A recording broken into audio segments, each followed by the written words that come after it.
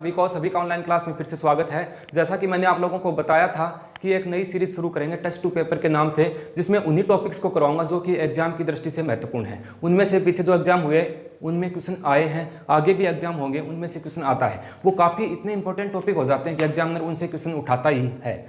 2018 का जो पेपर हुआ उसमें भी ऑटिज्म का क्वेश्चन आया था। एस्टेट का भी पेपर हुआ उसमें भी ऑटिज्म का क्वेश्चन आया था। सीटेट में भी ऑटिज्म का क्वेश्चन जो है वो पूछा गया था। तो आज की अपनी क्लास उसी क्रम में देखें तो एक मैं छोटा सा चैप्टर लेके आया हूँ और चैप्टर है ऑटिज्म। कौन सा है भाई? ऑटिज्म। ऑटिज्म क्या होता है इसको समझेंगे, क्या इसके लक्षण होते हैं, क्यों होती है ये बीमारी, किसने ऑटिज्म नाम दिया था, तो इसके बारे में पूरी जानकारी देखेंगे। सबसे पहले बात करते हैं ऑटिज्म होता क्या है।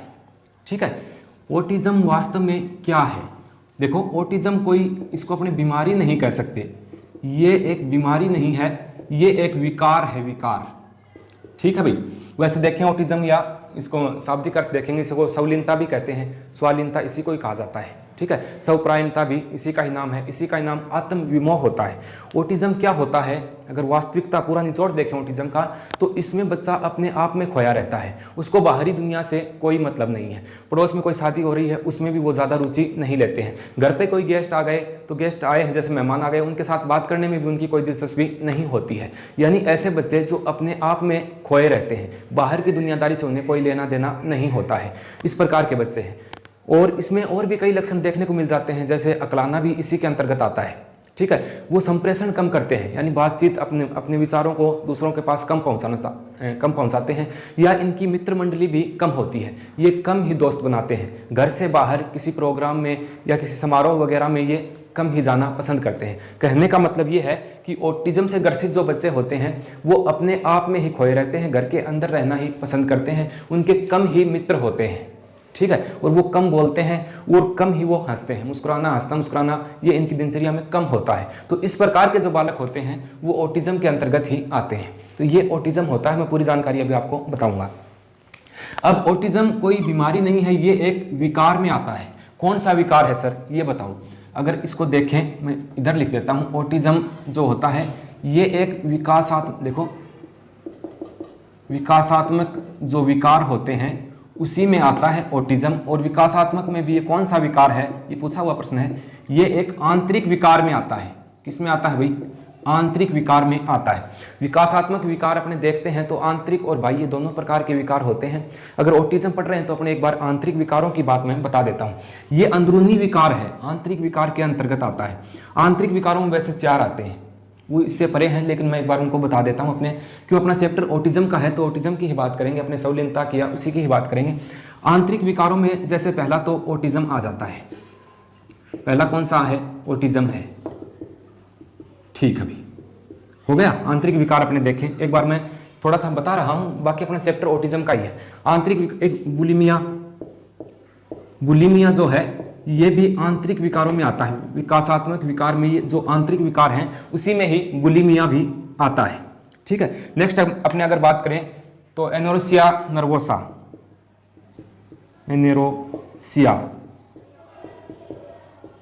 नर्वोसा जिसे अपने कहते हैं, ये भी आंतरिक विकार का ही एक हिस्सा होता है।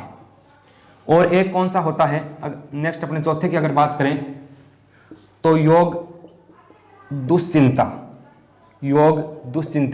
ये चारों जो हैं ये विकासात्मक विकारों के अंतर्गत जो आंतरिक विकार होते हैं उसमें ये 4 विकार आते हैं। आज की क्लास में अपने सिर्फ ऑटिज्म की बात करेंगे। ऑटिज्म का कई दफा क्वेश्चन जो है ये पूछ लिया जाता है। ऑटिज्म मैंने बता दिया, अपने आप में खोए रहना, स्वलीनता या स्वप्रायणता भी कहते हैं। इसमें बालक जो है ये अपने आप में खोया रहता है, बाहर की दुनिया से उसे कोई लेना देना नहीं होता है, तो ये ऑटिज्म होता है। अगर इनकी अगर थोड़ी सी संक्षिप्त में बात बताऊं तो बुलिमिया भोजन ग्रहण करने संबंधित विकार है। ये भोजन ग्रहण करने में कठिनाई वगैरह होती है, वो बुलिमिया में आता है।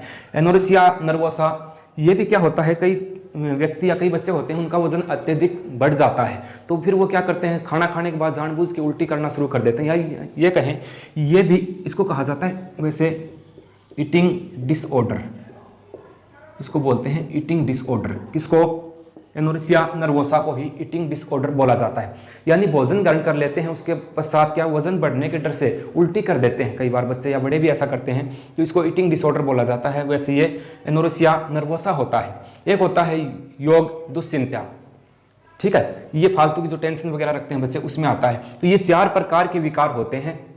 पुनः सुनो एक बार, विकासात्मक विकार जो हैं उनमें अगर आंतरिक विकारों को देखें तो उसमें पहला आंतरिक विकार आता है ऑटिज्म।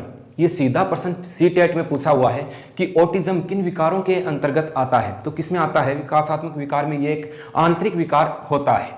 ठीक है, फिर बुलिमिया भी होता है आंतरिक विकारों में, एनोरेक्सिया नर्वोसा भी होता है जिसे ईटिंग डिसऑर्डर कहा जाता है, और एक योग दुश्चिंता, ये सभी किसमें आते हैं, आंतरिक विकारों में आते हैं। तो अपने बात हो रही थी ऑटिज्म की, ये थोड़ा सा इससे मिलता जुलता है इसलिए मैंने आपको ये बताया है। अब ऑटिज्म जो है ये क्या है भाई, ये एक आंतरिक विकार है, ये बात हो गई। कौन सा विकार है, समझ गए सर, आंतरिक विकारों में आता है, समझ गए। ऑटिज्म को ही स्वालीनता कहा जाता है, स्वालीनता, स्वालीनता इसी को ही कहते हैं। ठीक है, इसको ही आत्म विमोह है, आत्म विमोह भी इसी को ही कहा जाता है। अगर बात करें स्वप्रायणता, इसी को ही स्वप्रायणता भी कहा जाता है। ये तीनों नाम जो है ये ऑटिज्म के ही देखने को मिलते हैं। कौन से होते हैं सर, ऑटिज्म, स्वालीनता इसी को ही कहते हैं, इसी को ही आत्मविमोह कहा जाता है, इसी को ही स्वप्रायणता भी कहा जाता है। रीट का जो 2008 का पेपर हुआ उसमें ये आया था कि शिशुअवस्था का बालक है वो स्वालीनता से ग्रसित है, ऐसी कुछ बातें आई थी, उसमें रूढ़िवादी ऐसे ऑप्शन दे रखे थे। तो वो स्वालीनता का एक क्वेश्चन आता है हर बार एग्जाम में, मतलब मनोविज्ञान में इस चैप्टर को अच्छा माना जाता है, इसका क्वेश्चन डालते हैं। क्यों डालते हैं इसका क्वेश्चन, क्योंकि यहाँ से कई सारे प्रश्न एग्जामिनर बना सकता है, मन मर्जी से मन घटक प्रश्न यहाँ पर बन जाते हैं। तो स्वालीनता का प्रश्न 2018 रीट एग्जाम में आया था, ऑटिज्म से संबंधित होता है। आत्मविमोह या स्वप्रायणता इसी को ही कहा जाता है। आगे अगर बात करें ऑटिज्म की तो क्या है, ऑटिज्म जो है इसकी सर्वप्रथम अगर पहचान की बात करें, सबसे पहले इसको किसने पहचाना था, तो लियो केनर ने सर्वप्रथम किसके बारे में बताया था, ऑटिज्म के बारे में सर्वप्रथम किसने दिया था, ऑटिज्म के बारे में अपना प्रतिपादन किया था लियो केनर ने। लेकिन लियो केनर ने इसके बारे में बताया था कि हाँ स्वालीनता जैसा कोई विकार होता है, लेकिन ये पूछे कि ऑटिज्म शब्द का सर्वप्रथम प्रयोग किसने किया, ऑटिज्म शब्द का प्रयोग करने वाला कौन था, तो क्या आएगा, हेंस एस प्रेजर। ठीक है, वियना के हैं और 1938 में इन्होंने ये नाम दिया था।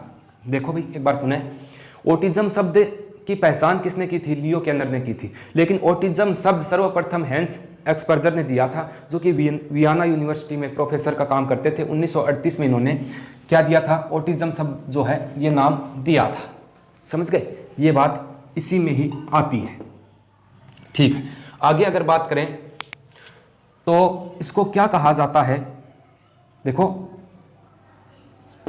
मैं बता देता हूं, बांट के बता देते हैं, यहां दिख रहा होगा। अब इसके अगर लक्षण देखें अपने, जैसे मैंने ये बता दिया कि ऑटिज्म से ग्रसित बालकों के क्या लक्षण होते हैं, तो 3 तरीके से देखेंगे। एक तो क्या, संप्रेषण में है, ठीक है, एक सामाजिक विकास में क्या प्रभाव डालता है ऑटिज्म, और एक फिर क्या आता है, व्यवहार में किस प्रकार से लक्षण देखने को मिलते हैं। तो ये है, पहले संप्रेषण क्या होता है, संप्रेषण अपने को पता है, अपने विचारों का आदान प्रदान करना ही संप्रेषण होता है। संप्रेषण भाषा के द्वारा, संप्रेषण से भाषा या बोली बच्चे जो हैं वो सीखते हैं। संप्रेषण एक विचारों का आदान प्रदान करने का एक सहारा होता है संप्रेषण। संप्रेषण में अंत्यक्रिया, कम बोलना, प्रतिक्रिया, अंत्यक्रिया, कम बोलना, प्रतिक्रिया न देना, प्रतिक्रिया न देना, ठीक है, और यहां दिख नहीं रहा होगा तो मैं ऊपर लिख देता हूं, और हकलाना, हकलाना, ये सभी किसमें आते हैं भाई, ये संप्रेषण में आते हैं। लक्षणों की बात हो रही है, ऑटिज्म के मुख्य लक्षण क्या क्या है, मेरे ख्याल में यहां तक दिख नहीं रहा होगा, चलो अब तो लिखवा देते हैं। अब सामाजिक विकास में अपने देखें तो एकांत, कम मित्र मंडली, एकांत रहना, कम मित्र बनाता है बच्चा, इसमें कम मित्र मंडली होती है, ठीक है। अकेले खेलना, अकेले खेलना पसंद करता है, ठीक है भाई। आगे अगर देखें तो क्या आएगा, कम हंसना या मुस्कुराना, कम हंसना, कम हंसना, ठीक, मैं बताऊंगा एक बार, आपको दिख नहीं रहा होगा। अब अगर व्यवहार में देखें तो इसमें रूढ़िवादी विचार, रूढ़िवादी विचारधारा वाले होते हैं। ये प्रश्न 2018 का जो रीट एग्जाम था उसमें ऑप्शन था, ये रूढ़िवादी विचारधारा जो है इसको दर्शाया था।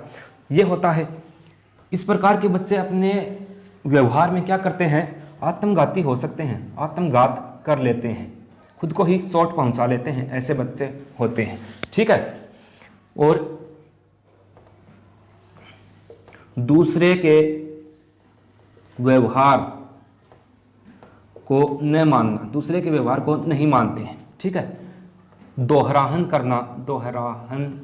करना, तो ये इस प्रकार के इसके लक्षण होते हैं। एक बार पुनः देखो, आपको ये लग रहा होगा कि जल्दी करवा दिया, मैं सोचा छोटा सा ही चैप्टर करवाएंगे, ज़्यादा बड़ा नहीं करेंगे। अब ये बात हो चुकी, मैं पुनः बता दूंगा।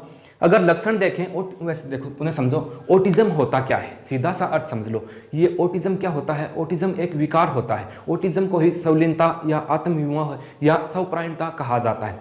इसका अगर निचोड़ देखें तो ये होता है कि बच्चा जो है वो इसमें अपने आप में खोया रहता है, बाहर की दुनिया से उसे कोई लेना देना नहीं होता है। इस प्रकार के बच्चे कम मित्र बनाते हैं, एकांत में रहना पसंद करते हैं, अकेले ही बच्चे जो है वो खेलना चाहते हैं, परिवार में कोई गेस्ट आ गए तो वो उनसे कम ही रुचि लेते हैं। इस प्रकार के बच्चों अगर सामूहिक रूप से लक्षण देखें तो हकलाना भी इसी ऑटिज्म का ही एक पार्ट माना जाता है।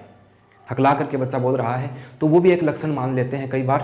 बाकी हकलाना अलग चीज़ है, लेकिन ऑटिज्म में भी वो दर्शाया गया है कि कोई बच्चा जो है वो हकलाता है तो वो ऑटिज्म का शिकार हो सकता है, यानी बोलने में उसके दिक्कत आ रही है।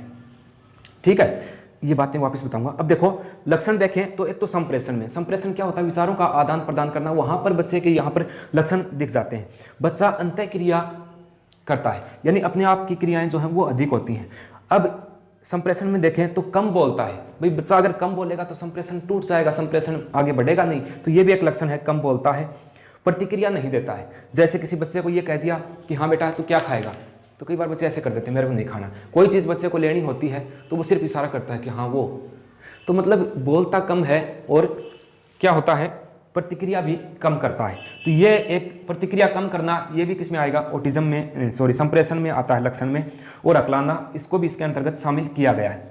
सामाजिक विकास को किस प्रकार से प्रभावित करते हैं इसके लक्षण, एकांत में रहता है, कम मित्र मंडली रखता है, अकेले ही खेलता है और कम ही हंसना और मुस्कुराना उसका कम ही होता है, वो भी ऑटिज्म का शिकार होते हैं। व्यवहार में देखें तो रूढ़िवादी विचारधारा को अधिक अपनाते हैं इस प्रकार के बच्चे जो हैं, जो पीछे से परंपरा चली आ रही है वैसा ही करना चाहते हैं। ठीक है, तो ये व्यवहार में आता है। आत्मघात कर लेते हैं, आत्मघात यानी कि इस प्रकार के बच्चे जो हैं जो आत्मविमोह में रहते हैं, ये खुद को हानि या क्षति पहुंचा लेते हैं, जैसे दीवार के सिर मार लिया, चाकू से नस काट ली, इस प्रकार की घटनाएं कर लेते हैं। कौन से बच्चे, ऑटिज्म से ग्रसित जो हैं वो दूसरे के व्यवहार को कम मानते हैं। ठीक है, और दोहराहन करना, किसी एक कार्य को करने लग गए तो उसको बार बार करने लग जाते हैं। जैसे आज कोई कार्य किया तो इस प्रकार के बच्चे, ऑटिज्म से ग्रसित बच्चे जो होते हैं, ये दूसरे दिन अपने व्यवहार को चेंज नहीं करते हैं। आज जो कार्य किया सेम जैसा आज किया है वैसा ही अगले दिन करते हैं, कोई फेरबदल इसमें देखने को नहीं मिलता है। तो ये संप्रेषण, सामाजिक विकास और व्यवहार, तीनों रूप में ही इसके लक्षण जो हैं वो देखने को मिलते हैं। एक बार पुनः देखो, समझ में नहीं आया होगा, ऑटिज्म की अगर बात करें, ऑटिज्म क्या होता है, ये एक आंतरिक विकार होता है, ये कोई बीमारी नहीं, ये एक विकार है। और ये कब शुरू होता है, ये बाल्यावस्था जब प्रारंभ होती है, ये कहीं 3 या 4 वर्ष का जो बालक होता है वहाँ से इसके लक्षण दिखने शुरू हो जाते हैं। और ऑटिज्म जो है ये जीवन पर्यंत चलता है। एक बार आ गया ना किसी में ऑटिज्म तो ये विकार निकलता नहीं है, ये विकार उसके साथ ही चलता है।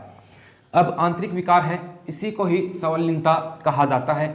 ऑटिज्म को ही आत्मविमोह, परीक्षा में ये नाम आएंगे भी, स्वालीनता या आत्मविमोह या स्वप्रायणता, तीनों एक ही चीज है, याद रख लेना। ठीक है, पहचान, सर्वप्रथम ऑटिज्म की पहचान की थी लियो केनर ने। अब अगर शब्द की बात करें तो ऑटिज्म शब्द जो है ये सर्वप्रथम हंस एस्पर्जर ने दिया था, जो कि वियना यूनिवर्सिटी में प्रोफेसर के पद पर थे। उन्होंने 1938 में सर्वप्रथम जो है ऑटिज्म शब्द दिया था, याद रख लेना। ऑटिज्म के अगर लक्षणों की बात करें तो 3 रूप में अपने इसके लक्षणों को देखते हैं, संप्रेषण में, सामाजिक विकास में और व्यवहार में। सारी बातें आपके समझ में आ गई होंगी। अब अगर इसके कारण की बात की जाए कि ऑटिज्म क्यों होता है, ठीक है, एक बार मैं मिटा रहा हूं वापस। ऑटिज्म होने के कुछ रीजन हैं, कुछ कारण हैं जिसके कारण ये बीमारी जो है ये आ जाती है। एक तो ये वंशानुगत भी किसी में ये बीमारी जो है वो आ जाती है भाई। ठीक है, अब देखो कोई दुर्घटना या चोट होती है, ठीक, बचपन में या गर्भावस्था के दौरान अगर पहला देखें तो दुर्घटना या चोट होती है जब बच्चा गर्भ में है उस समय माता को चोट लग जाती है या फिर उसके खान पान में कुछ गड़बड़ होने से, तो ये दुर्घटना चोट भी एक इसका कारण हो सकता है। फिर वो ऑटिज्म में परिवर्तित हो जाता है, वो सदमे में चला जाता है बालक एक बार, और वो उस सदमे से उभरता नहीं है। तो ये अपने कारण की बात कर रहे हैं। एक होता है वंशानुक्रम। वंशानुक्रम पंजाब टेट में ये प्रश्न आया था, यहाँ से उठाया था ऑटिज्म से उन्होंने प्रश्न।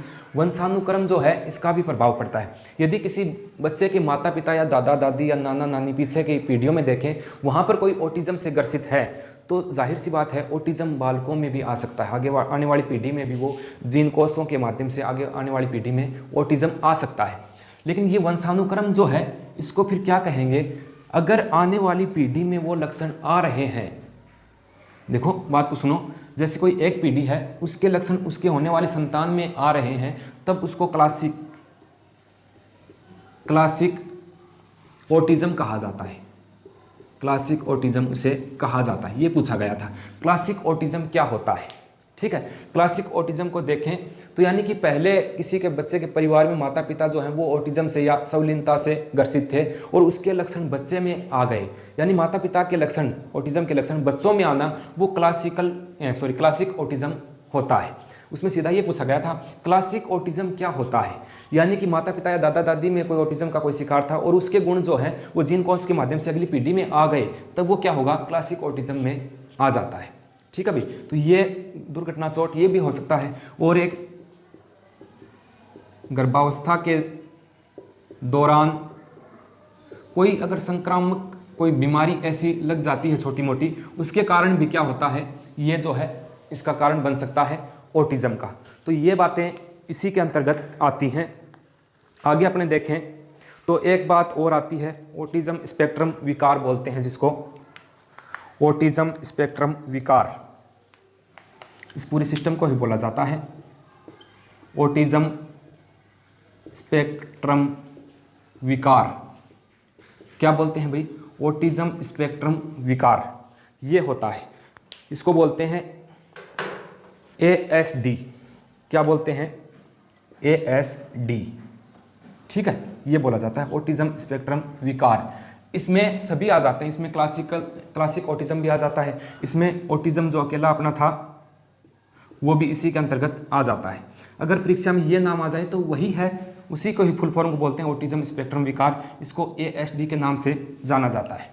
तो ये एक छोटा सा चैप्टर था ऑटिज्म का, समझ में आ गया होगा। देखो ऑटिज्म जो है ये कोई बीमारी नहीं है, ये एक विकार है, मानसिक विकार है जो कि आंतरिक विकारों के अंतर्गत आता है। लियो केनर ने सर्वप्रथम ऑटिज्म जो है उसके बारे में बताया था। ऑटिज्म को ही स्वाधीनता कहा जाता है, ऑटिज्म को ही आत्मविमोह कहते हैं, ऑटिज्म जो है इसी को ही स्वपरायणता कहा जाता है, याद रखना। और कुछ भी नहीं है, ऑटिज्म का सार यही है कि इसमें बच्चा अपने आप में खोया रहता है, बाहर की दुनिया से उसे कोई लेना देना नहीं होता है। इस प्रकार के बच्चे जो हैं वो थोड़े अकलाते भी हैं, शर्माते भी ज़्यादा हैं, उनकी मित्र मंडली जो है वो भी कम होती है, ये रूढ़िवादी परंपराओं से जुड़े हुए रहते हैं। इससे ग्रसित बच्चे जो है वो आत्मघात भी कर सकते हैं, ठीक है, और संप्रेषण इनमें कम होता है, यानी कि अपने विचारों का आदान प्रदान कम ही करना चाहते हैं, समाज से जुड़े हुए नहीं होते हैं। तो ये ऑटिज्म एक मानसिक विकार होता है, ठीक है। अगर ऑटिज्म शब्द की बात करें तो हेंस लियो जो था, हेंस जो कि वियना के हैं, 1938 में उन्होंने सर्वप्रथम ऑटिज्म शब्द जो है इसका प्रयोग किया था। अगर ये पूछ ले कि माता पिता या किसी पीछे की पीढ़ी में कोई लक्षण है ऑटिज्म के और वो बच्चों में आ जाते हैं तो वो क्लासिक ऑटिज्म हो जाता है। तो ये ऑटिज्म के बारे में एक छोटी सी क्लास थी, और नेक्स्ट अपने एक छोटा सा चैप्टर और लेके आएंगे, जो भी महत्वपूर्ण टॉपिक है उसको करवाएंगे ताकि उनमें से क्वेश्चन आएगा। अब ऑटिज्म को यहाँ पढ़ने के बाद आप थोड़ा सा कोई बुक